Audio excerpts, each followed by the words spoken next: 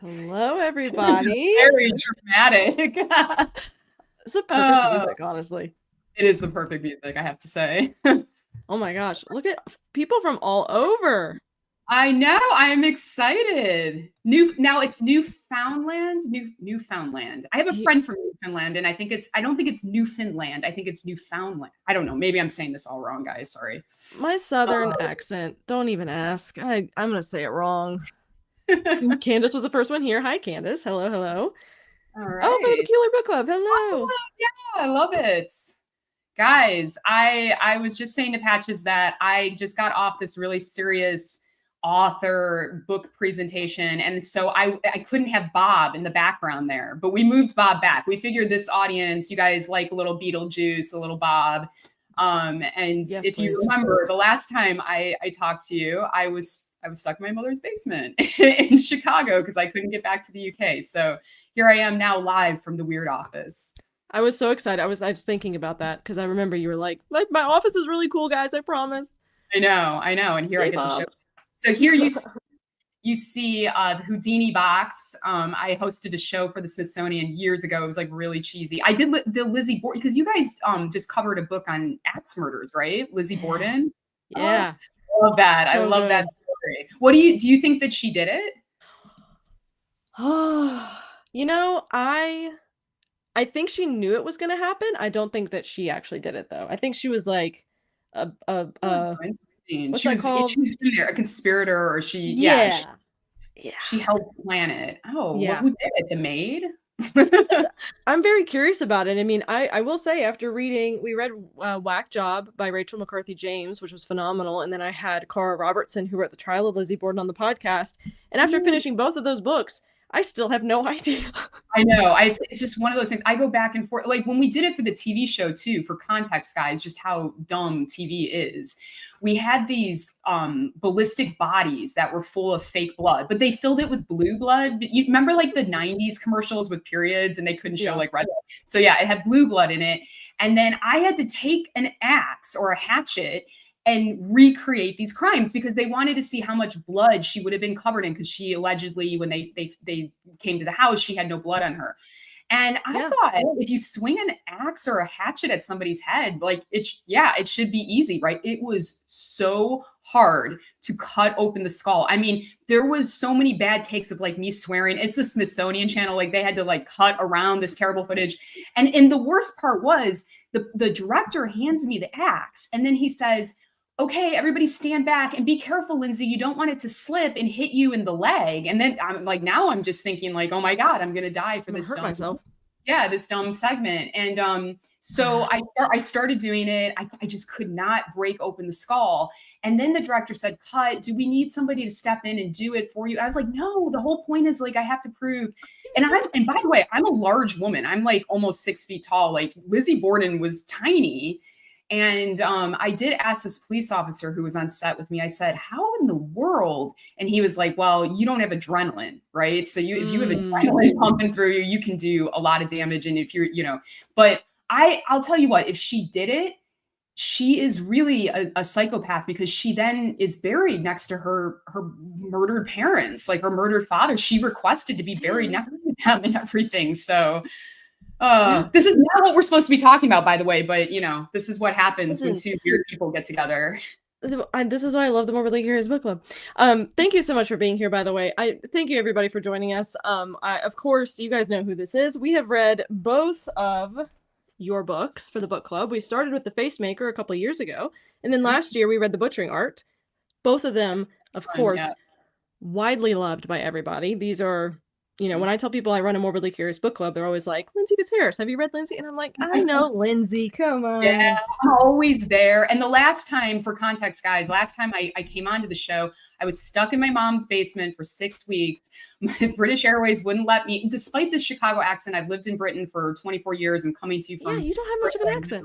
No, I can't be like that faux Madonna weird, or like the Dick Van Dyke, God forbid, accent from Mary Poppins. So it never took. But yeah, they wouldn't let. They said they had no evidence of my citizenship. Oh, that's very nice, Tom.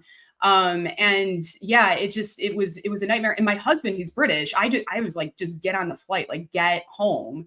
And then I was talking to Patches and I'm like, well, I'm on US time. Like we should just do a chat or something. Like I'm Hang out with us. and so we had good fun talking about the butchering art. So We loved it. Yeah, it was a great conversation, but we're here today to talk about one of your upcoming books. Yeah. Yep. Let's talk about Sleuth Hound. First of all, a moment for the background. How good did I do in math? I know, that is amazing. I'm going to hire, you know what? I always have like these weird, I probably shouldn't actually say this, but I always have these kind of weird fights with my publishers about book covers. And I had to like really get in there with this one. But in actually the UK cover also, originally their first like try at it was really strange and like flowery and like it was like it looked like a garden book to me. And I said, if I was holding this book in my hands, I wouldn't believe I had written this book. Like it was a very odd kind of take on it. But I love this cover that FSG landed on, and I love Joe Bell. So my book is about this guy Joe Bell.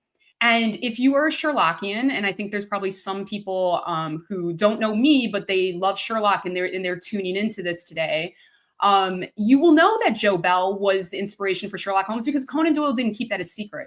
But what we didn't know about Joe Bell was a lot. We just kind of knew the broad strokes of his life because he was really this shadowy figure. He worked like Sherlock Holmes. He worked as a consulting detective. So he worked sort of unofficially with Edinburgh's police. And he taught Conan Doyle, and he had this incredible knack for being able to tell everything about a patient by just looking at them before they said a word. And so Conan Doyle really takes inspiration from this. And the thing that helped me crack the case was that I got access to Bell's private diary. And this had been in a private collection for over 100 years. And so suddenly a lot of his life kind of came flooding into this. And there had never been a major trade commercial book on him. There people, as I said, know about Bell, but there hadn't really been anything big commercially on him. So I'm really excited, you guys, because it's got everything. It's got Jack the Ripper. It's got the real Dr. Jekyll and Mr. Hyde. It has, Victorian forensics. It's the first time that medicine enters the courtroom. And of course, it's got Sherlock Holmes and Conan Doyle as well. So I'm excited to share this book with you guys. And by the way, I am sort of on a media lockdown, but you guys got permission. And I love the Morbidly Curious Book Club. And so that's why we're going to be doing something very special for book club members with this book, which I will let you explain too. So excited. So very fortunately, Lindsey and I have been working on this for a little bit here, but we are doing a Morbidly Curious Book Club edition of Sleuth Hound, which includes a wonderful book plate. Can we say who designed the book plate, by the way? Yeah, okay. Definitely. Yeah. Very talented husband. Just wanted to make sure. Yeah. Very talented husband designed the Morbidly Curious Gazette, unmasked the real Sherlock Holmes book plate here. That is super, super cool. And if you guys join the book club, which I can show you here what exactly to do, I put our website in the comments down here. So if if you're watching on YouTube or Facebook, that should be in the comments. Go to our website, click join the book club, and then on the left-hand side, you will see club message board, and it is the most recent message that I have posted. And I'm so excited for this. It's going to be so fun. I put in my order this morning. Pre-orders, I just have to say, like, just as an author, they are like pennies from heaven, because let me explain. When the book comes out, to hit the New York Times bestseller list or hit any of those bestseller lists, they compile how many books you sell in the first week.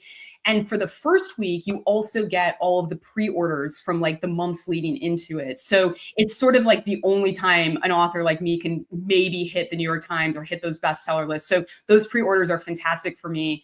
And also Adrian, if you guys know me, you'll know that we've written children's books together, and he's an illustrator. He did the Edgar Allan Poe above my head there.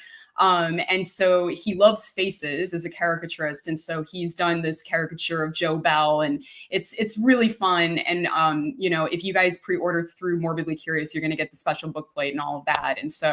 And then also we're going to do a live event on November 7th. So you could tell them a little bit more about that. I'm so excited for that. So yes, Lindsey is coming across the pond here and joining us in the States. And we are going to be at Fred and June's in Mooresville, November 7th. I don't know the exact time yet. I think it's probably going to be around 6 to 7, maybe 6:30.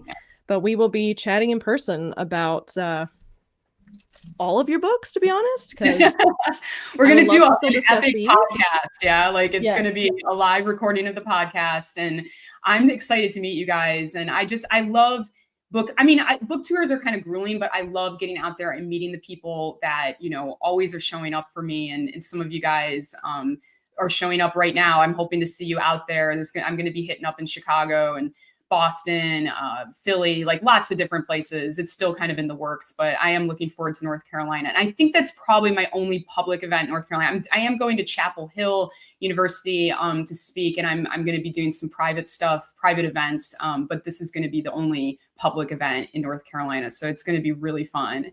And I can't, I know, right there. Oh, and also, by the way, okay, Fitzharris, am I pronouncing that right? I feel like I just asked Adrian too. I was like, because I knew you were going to be on this and I wanted to give you a shout out. And I was like, I'm terrible at pronouncing names. And I know we've discussed this before, but is it Fitzharris or is it Keithera? Love it. I don't know if I don't know if she heard that. But anyway, she is a fantastic artist and she's actually Kythra. Oh, Kythra. Okay, Kythra. All right. I'm going to get that. All right.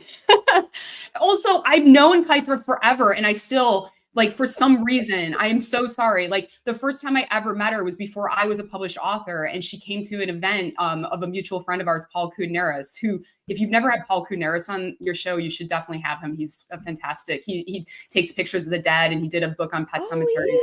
Yeah, he's brilliant. And he's such a character. I mean, he's just one of my favorite people. But she brought me a leather purse that she'd made, and it had a carving of a plague doctor, and it's in my weird office. I love it.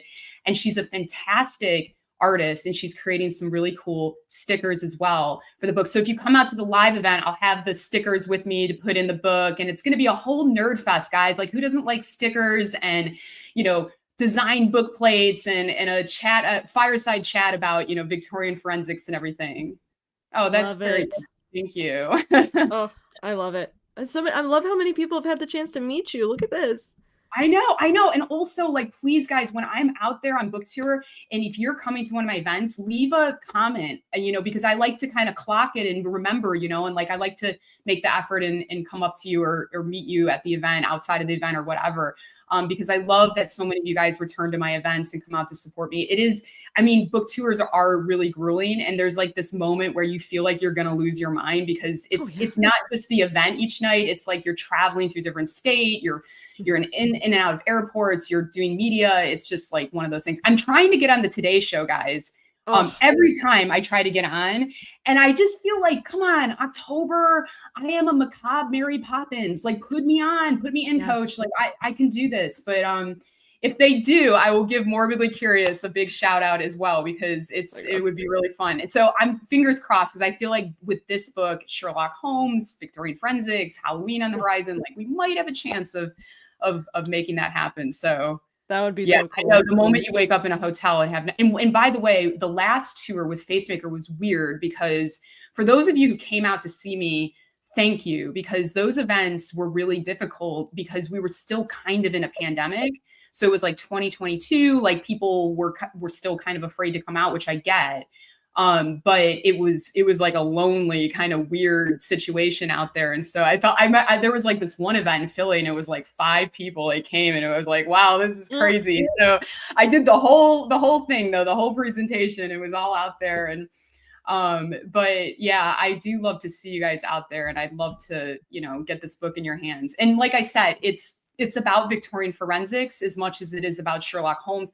How many people out there? Well, I don't like, why am I asking? I can't see you guys, but you know, if you, I was just saying to Patches, this is like a weird, dirty secret, but I had never read Sherlock Holmes, even at the moment that I sold this book. And then when I sold it, I decided not to read Sherlock Holmes immediately, because I didn't want that to color what I thought of Joe Bell, because I knew that the character had really overshadowed him. And he kind of got really grumpy about it. I think he says at one point, oh, my old student must not have thought very highly of me to make these comparisons, because Sherlock Holmes is kind of, you know, sociopathic. And so there was a bit of tension there. And so this book is sort of my attempt at bringing Bell, the real Bell, forward for people to learn about and delight in. And you don't have to know anything about Sherlock Holmes. You don't have to have read Sherlock Holmes, I think, to enjoy this book. So, oh yeah, see, yeah, don't read it until you read about Bell. I was curious. Yeah. So people Yeah. should wait if they want to read it. Yeah, and you Got it. know enough about Sherlock Holmes that you have enough reference point probably to realize that this kind of like weird knack he had about being able to. I mean, his observational powers were insane. I mean, can you imagine how annoying that would be as a dinner guest? Like he just seemed to notice everything about people. But he was really fascinating, and he works on all kinds of cases. And what happens is, I'll just tell you a little bit, but in 1893, Conan Doyle kills Sherlock Holmes. He can't stand Sherlock Holmes. Like from the moment he creates him, he hates Sherlock Holmes. Like he can't understand why people like this character. He wants to write more serious books. And so he finally kills him, and he's like elated by this. And immediately there is this sort of public outcry about this. And people really thought Sherlock Holmes was a real person. I mean, people still send letters to 22 or 221B Baker Street. And so when this happened, the press around the same time wanted to know, was he based on a real person? And so Conan Doyle says, yes, actually, I got inspiration from my professor in Edinburgh. And then we're off to the races. And so Bell, this really quiet, unassuming Victorian surgeon, is suddenly, front page news. And at that moment, this huge murder case falls into his lap. And it's called the Ardlamont Mystery. And it involves a country mansion, a wealthy heir, a death dressed up as an accident, and it even has a ballistics expert named Dr. Watson. So I couldn't have made that up better myself. And so the whole book is it's about Conan Doyle's relationship with him, but then later about sort of being outed as this very, very famous character and kind of what it does to his life and how he feels about that. So, and then Jack the Ripper, he's in there because Bell works on that case as well. So I think you guys are going to have a lot of fun. I had a lot of fun writing it, and I'm hoping that it kind of finds its audience. So I love it. I'm so excited. Well, not to get like too interviewy, but was curious, obviously this is not your first book, but how did it compare as far as the research process went, especially since you didn't have that prior knowledge of those Sherlock books? I mean, in comparison to your other work, what was that research process like? Was it incredibly hard? Or were you like, I got this? Well, it's funny because when I pitched this book, I said to my husband, "Oh, this will be an easy book." Like always, but last Jinx word, yourself. and no book is easy.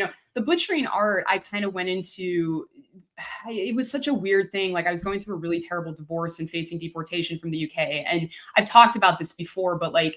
I was at like rock bottom. I mean, they basically told me if they knock on my door, I have 48 hours to get out of the country. It was horrible. And I didn't know if I could be a writer. And my ex-husband's lawyers were calling me a failed writer. And so I always joke that my whole career is out of spite now. So if you guys can pre-order that book and, all out of spite, and spite's a good motivator. But yeah, I stumbled upon, I as a medical historian, I knew Joseph Lister, but I couldn't believe that there hadn't been a commercial book. And so I wrote that book. And then I tried to sell another book, which got rejected by my publisher. They didn't think that it was a topic that people would be interested in. I wanted to write a book on Edward Jenner and the first ever vaccine. This was pre-COVID. They were like, oh, nobody's gonna be interested in that. So I pivoted. I know. I was like, wow, that's crazy. And they thought like it's sort of a well-known story, which I would argue it's not that well-known, but people have obviously written on Jenner. But so I decided then to write The Facemaker. And Eric Larson, if you guys know him, one of my favorite writers and has become a really good friend, told me never sell a book on the back of a napkin. And that's exactly what I did. I didn't really know anything about Gillies. I barely knew anything about World War I. And so then they got really excited and they said, yeah, that's the book. And so then I had to write it. And that was terrifying. And it was really terrifying because going into the 20th century, you have to get all kinds of clearances in order to access these guys' records because they're medical records and they're still under patient, confidentiality. So I had to prove that these men were dead to access some of their records. And it was a lot more complicated. It was obviously a much more like sober and serious book. than Butchering Art was, which is kind of like a romp through the Victorian surgical world. And so with this book, I was actually excited to go back into that world because Bell actually operates alongside Joseph Lister. So if you've read the Butchering Art, this world will be very familiar to you. And so that part was like kind of easy, right? Like I know Victorian surgery, I know Edinburgh, I know this world. But yeah, there were challenges, and the biggest challenge was that Bell's handwriting was atrocious. I mean, illegible. And so I had to hire a specialist to transcribe it for me, who specializes in 19th century handwriting. Her name's Dr. Kate So.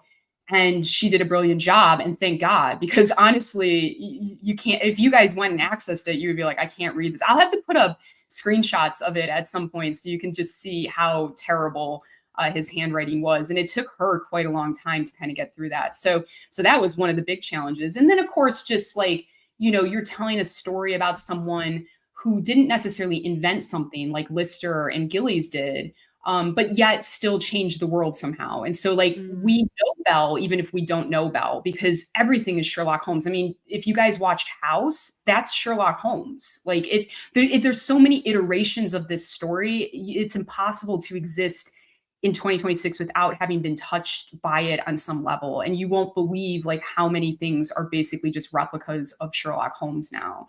And also the way we approach forensic cases and criminal cases and the way we enter the courtroom and stuff, it's all, you know, through the way Bell saw the world and the way he taught his students to see the world and read the human body like a crime scene. So yeah, but it was fun. It was a lot more fun, I think, than Facemaker, because Facemaker was really heavy, and you know, you were dealing with disfigurement and disability and war, whereas this is like Victorian forensics, which is just, you know, really good fun at the end of the day.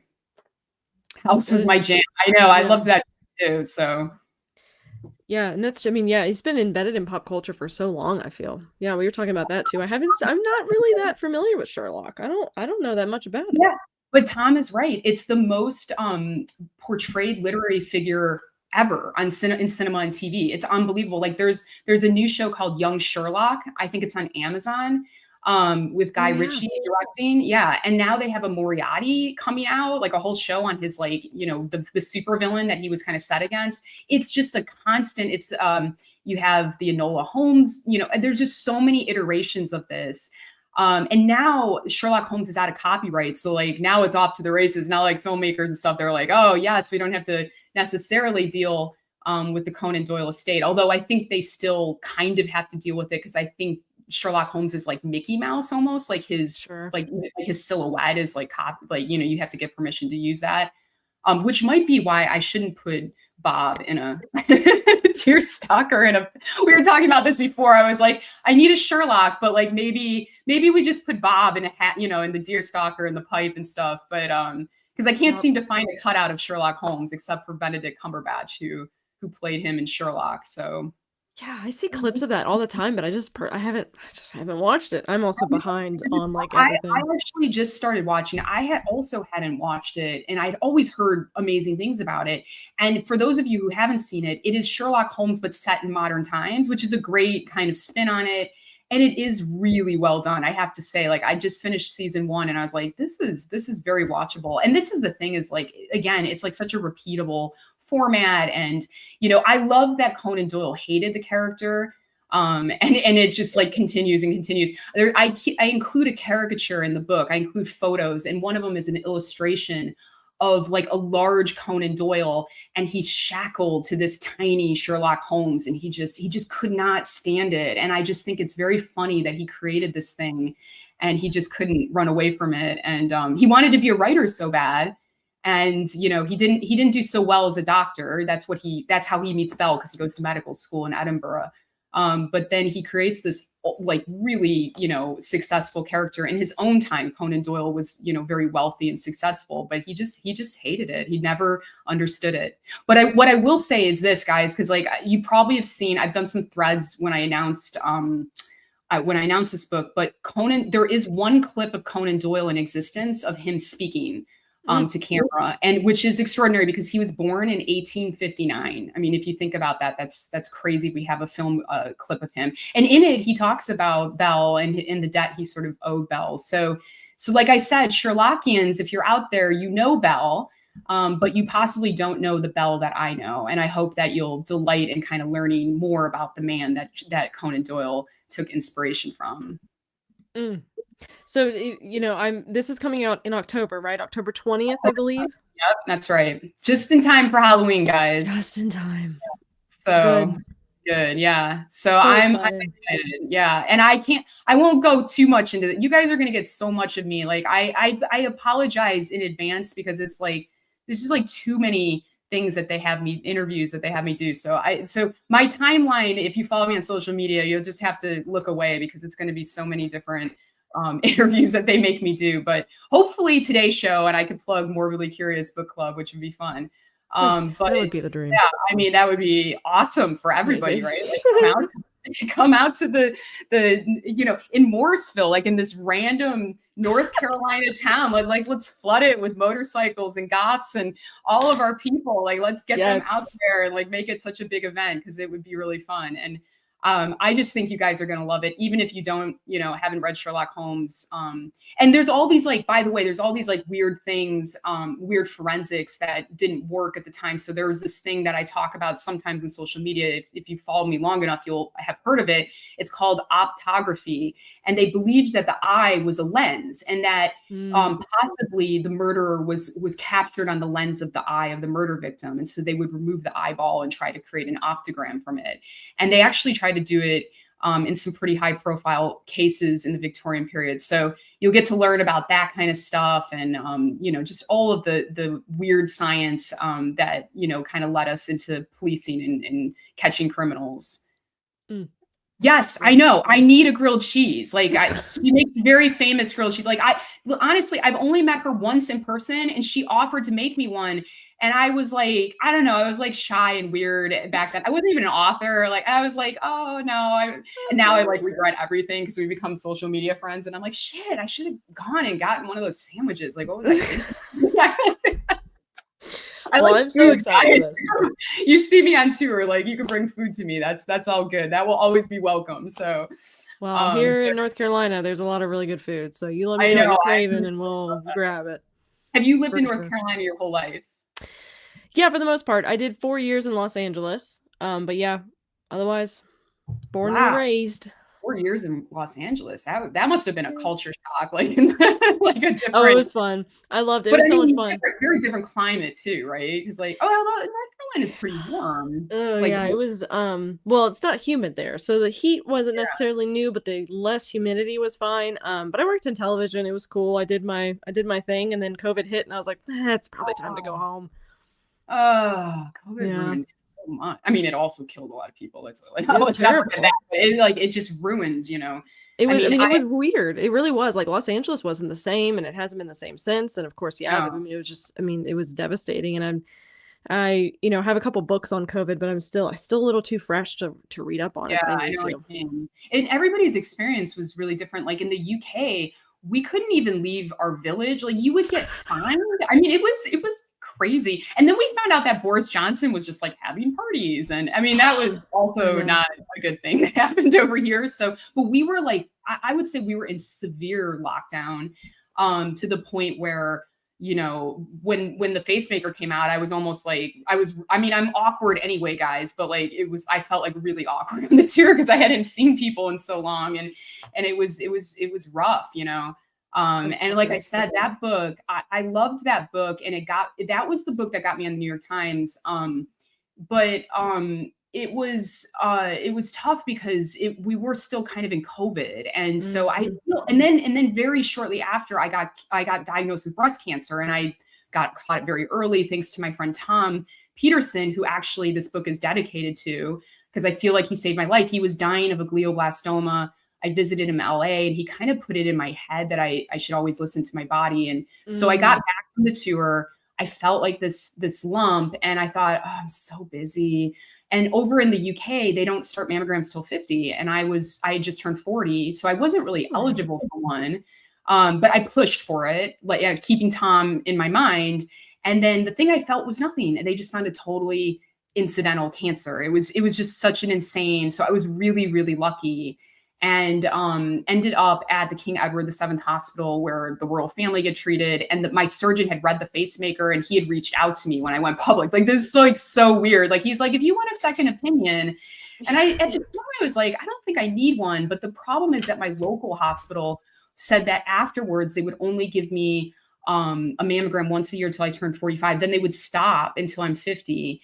And then they also said that the surgery would be about 30 minutes. And my surgery ended up being 8 hours. Like, it was a very different prospect. So I'm glad I got the second opinion. So the pacemaker kind of saved my life.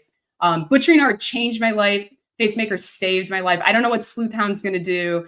I'm hoping just it's going to be fun and a celebration of weird. And, we can all come out and kind of delight in the fact that we have these weird interests and stuff. So, and I'm so glad that I found you guys too, because honestly, this is such a great book club. Every time you guys post a new book, I'm like, shit, now I got to get that book, because they're all so good, I'm just imagining you waking up from surgery and the doctor's like, hey, do you mind signing this? Yeah, I know. There you go. Oh, I know you just woke up.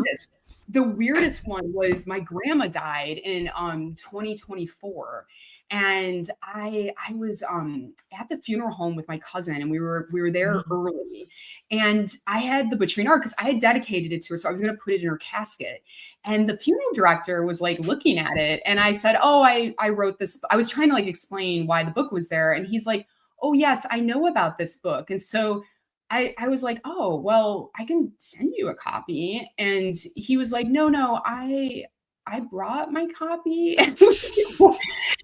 And for a moment, I kind of was like a little bit wrong-footed. And my cousin was, she was like, go with it. Grandma would have loved it, So I went into the back room. By the way, this is the lowest level of fame that one can achieve, like amongst the undertakers of the world, right?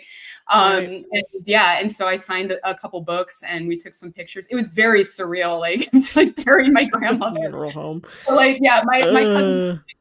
That's definitely, like, grandma would have loved that, so we kind of went with it. But yeah, no, my breast surgeon, I'm like his agent now. Like, I go on radio over in the UK, and I'm always like plugging him and like, oh, go see Paul Therachelvam, and so he was great. But yeah, it was, you guys, no joke, get your checks, man, because you hit that age, you think you're younger than you are. First of all, everybody does. Yeah, and then you're like, oh shit, like I'm, and also feeling well doesn't mean that you are well, and that's like a really important thing to kind of start. Everybody's got so much anxiety in 2026, and I'm like, guys, by the way, if you feel fine, you might not be fine. You might have cancer, but yeah, you might not be fine. So even if you're somehow still feeling fine in 2026, yeah, it's not, go get those checks, go to the doctor if you can. But there's my life lesson for you. But I love it. We got off topic. I'm sorry. No, you're fine. I mean, it's all, listen, Morbidly Curious Book Club. We love talking about all things morbid. Speaking of signatures, of course, again, guys, we are doing a pre-order campaign. If you're just now joining or you're still debating getting the book, we do have limited copies of this available that will come with an incredible personalized book plate. And go to the website here, just morbidlycuriousbookclub.com. Join the book club. This is exclusive for book club members only. And if it's your first time joining, I'll forgive you. Welcome. It's crazy. Join the book club. Click on the message board, club message board, and it is the last message that I put up there that has the link that'll take you to the Fred and June's website where you can pre-order this book, and it comes out October 20th. You guys definitely cover. I mean, you got Mary Roach on the podcast, didn't you? And you're nervous, but I said she's so lovely. Like, you're gonna have such a great chat with her. I was so nervous. And there was one recently, if you're a Morbidly Curious Patreon member, but I'll go ahead and say here too, I recently just spoke to Patricia Cornwell. And when I tell you, I was like, oh, I love that. Oh my God. I actually suggested that FSG try to send it to her for like a blurb for Sleuthhound, but I don't think they did it. They were like, oh, it's too much of a moonshot, But, try anyway. She was lovely. Man, I was always like, here's my big, I love Stephen King. When I think I was like 11, I wrote him a letter and said, I'm going to be a writer just like you. And I didn't become a novelist, but every time I write a book, I send it to him with a handwritten letter, like, "Dear Mr. King, like, I hope that." And once I was reading one of his books, and he mentions Harold Gillies, and I'm like, this is like that is like the most random. I just have to believe that Stephen King might have come across my work, because like Harold Gillies. And by the way, this is really funny too, as an aside. My editor was introducing me at this publisher event a couple hours ago, and he said she wrote The Facemaker about the golfer Harold Gillies, who rebuilt. And I was like, the golfer. I mean, he did golf, but I just love how, like, if nobody had read it, they were gonna like think that this guy is just on the links and is like, oh, I'm gonna go rebuild these soldiers' faces. And they got injured in World War I. So I thought that was a really funny description. The golfer Harold Gillies rebuilt soldiers' faces, like, with no surgical training whatsoever. He just came right off the links and it got to work. But yeah, so that's my little, like, did Stephen King somehow come across my work? Because there's this very random reference to Harold Gillies in one of his books. So we'll say he did. You can't see it, but I have a small shelf over here, and the entire bottom shelf is just all my copies of It, because It is one of my favorites. Yeah. And then all these creepy little Pennywises down there, including dog toys. But I love It. Oh, I gotta stand up. Hold on. This will be worth it. Give me 1 second. All right. It's coming. So this is a mug that my husband got me for. I know. Look at this. I know. It's so perfect. I can never like bring it out. Like, I can only bring it out with. Oh, see, this is like a show and tell now. See, I found my people here, guys. She's gonna bring out like a mask or something. Oh, I wish. No, there's one that kind of looks like the mask. I think this is a dog toy. Oh my God. Here's another one, and then this is. That reminded me of this. Oh yeah, look at that. It's got to be like the same same people making this stuff. It's like they're always sounding like weirdos like us. Really. I mean, I read It when I was like way too young. Do you like, did you read it when you were like 11 or 12? Like, I feel like I was too young actually to read it, but I loved it. But Candace is out here outing me about my organs in the jars. I read it like 2 years ago. Oh, you recently. Did? Okay, you weren't affected as a child by reading this like way too young.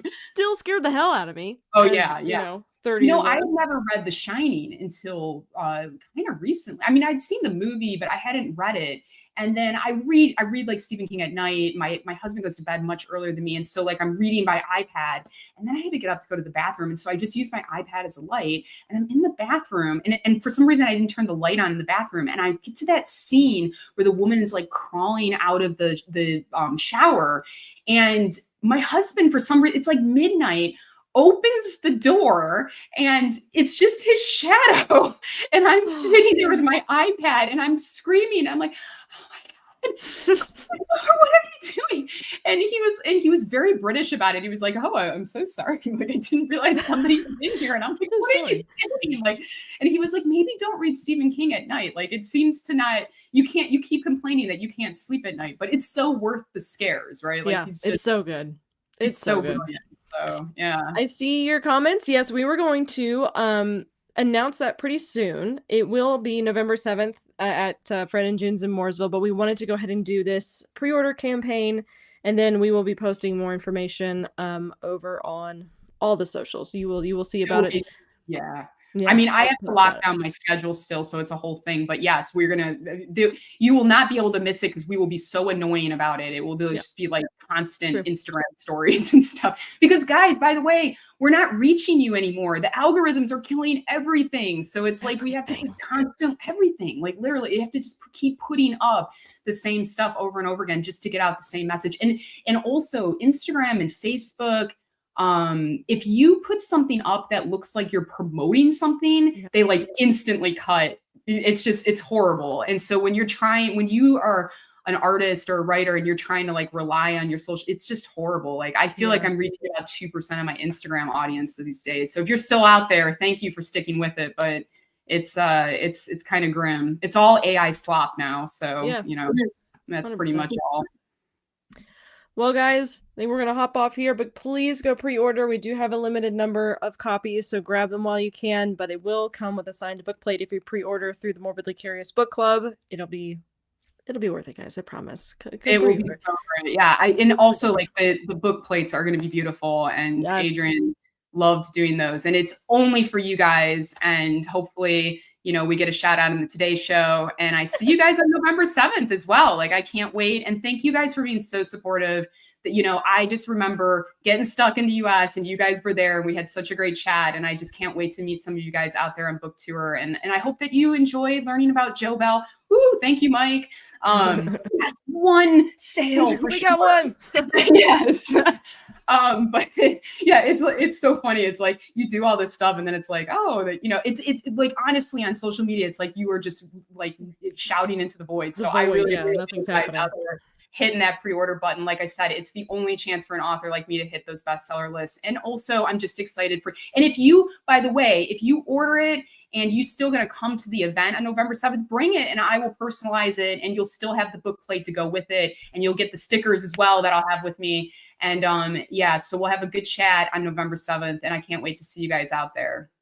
I think we do have way more than one. So yes, because I pre-ordered 2, so that's at least 2, guys. That's at least 2, yeah. We're so excited to have you in the US, but yes, don't get stuck. I won't get stuck. I now have 2 passports, like a spy. I have like a British passport and a US one, but it was a wild ride, let me tell you. And when I got to O'Hare, when I finally got out of that, I got to O'Hare and the woman who had prevented me from boarding was there. And she just like started shouting at me. She said, if you use that US passport, you will be detained and deported from the UK. And I was like, on what law? Like I'm a British citizen. So it was really crazy. So, it's like, immigration's an insane situation as a lot of you Americans know. So I thought I was worried for Adrian coming in as a Brit, but actually I'm the one who got hammered coming on the way out. But I got 2 passports now. I am ready for my 7-week book tour in the US and I'm ready to meet you guys. And thank you so much for all your support.